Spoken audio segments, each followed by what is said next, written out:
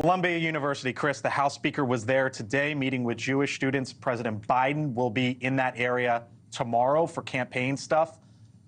What should the response be from the president when he is generally in that area tomorrow? Well, not what it's been. Joe Biden has a tremendous opportunity here it's an overused phrase, sister soldier moment. He has a tremendous opportunity here to speak to the majority of Americans and say, unacceptable. This is unacceptable. I hear not to delegitimate the concerns about people and the suffering of civilians in Gaza and all of that, but to say this is flatly unacceptable, and the rotten, virulent presence of anti-Semitism, the rank anti-Semitism of some of these people is so profound that it delegitimates the larger message, and it's time for Biden to say it in no uncertain terms. I heard that from Mike Johnson today. Yeah. I haven't heard that or anything really close from President Biden to what Mike Johnson said today. Well, and you know, it's likely you're not going to, Why? at least not as strong, because there's political stakes for President Biden, whether you think that's right or wrong. Look, President Biden is trying to appeal to young Generation Z voters, many of whom agree with these protesters, and who are, you know, quite frankly, sitting in solidarity with a lot of these protests. You have that, and then also, this might seem unrelated, but it's not. President Biden signed legislation into law this week that would either ban or force the sale of TikTok. That's something that a lot of Gen Z voters We're going to get there in a second. Yes. I promise you that. So, Mick, the House Speaker Mike Johnson today talked about threatening federal funding at these universities if we continue to see that. I think everything's on the table. We talked briefly about it last night with one of the members of Congress about whether or not Congress might start looking at taxing the endowments. There's a bunch of different ways the federal government can get at these schools. Keep in mind, these schools have been taking a lot of federal money for a long time without much oversight from the federal government. That may well end. I mean, I can only imagine what a Donald Trump presidency would mean to these schools. What would it mean? What do you think it would mean? The endowments will absolutely be taxed. There's no question. They would try and find a way to do it without doing legislation. That this is how they're going to get by sidestepping. You go after the money on these particular organizations. When did things change at MIT?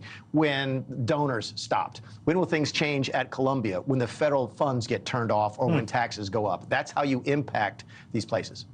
I think President Biden needs to remember that part of the audience he needs to be thinking about are the parents of all students. I was talking today to a father whose son goes to school very nearby in New York, who is horrified at what is happening. And this is a left-wing Democrat, as liberal as it gets, and he is horrified at what is happening. He is Jewish. He believes that he and his family and his son are not safe, that they are under attack, and that there needs to be presidential leadership calling it out. For this moment in time, forget about the TikTok kids. Think about the parents right now who has watched their kids suffer through COVID, not be able to walk with their classes and graduations normally, who are about to walk in the next couple of weeks and might have to deal with this derailing yet another graduation. They're very, very upset. You know, there was this letter last night that was put out by the Columbia University president. Those, by the way, are live pictures right now, New York City, Columbia University. Here's what the president said. Quote, for several days, a small group of faculty, administrators, and university senators have been in dialogue with student organizers to discuss the basis for dismantling the encampment, dispersing, and following university policies going forward. Can somebody explain to me how the university president is negotiating with students? That's why this is happening. The inmates are running the aside. It's one of the worst statements I've ever seen. I read that last night. In history. Google, we saw, I don't mean to cut you off, but Google, we saw a protest at Google. You know what Sundar Pichai did? Gone. Bang, see ya, you're out of here. This is a private campus, a private facility, however you want to describe it, and the CEO's, essentially the CEO, the president, whatever you want to label him, is negotiating with the kids. Yeah. The difference between free speech and academic freedom, we forget. Academic freedom, the freedom to say things, to express yourself, to follow unpopular opinions, to express unpopular opinions is crucially important for the academy. It is crucially important in higher education that people can hold unpopular opinions and they can defend them and they can research them and they can talk about them.